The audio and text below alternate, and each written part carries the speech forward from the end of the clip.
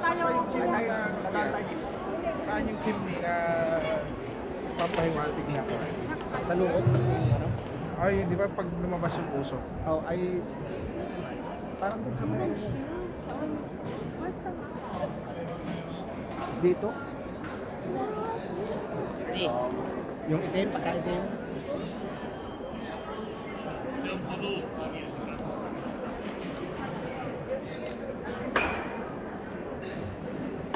Ciao, Kuya Bard. Kaso dito yan. Sige, pasok tayo doon. Yung chimney na pagka yung linig yun yung papa. Yan. Ay, yung pag-sandi. Yung siya. Wala na lang. Yan.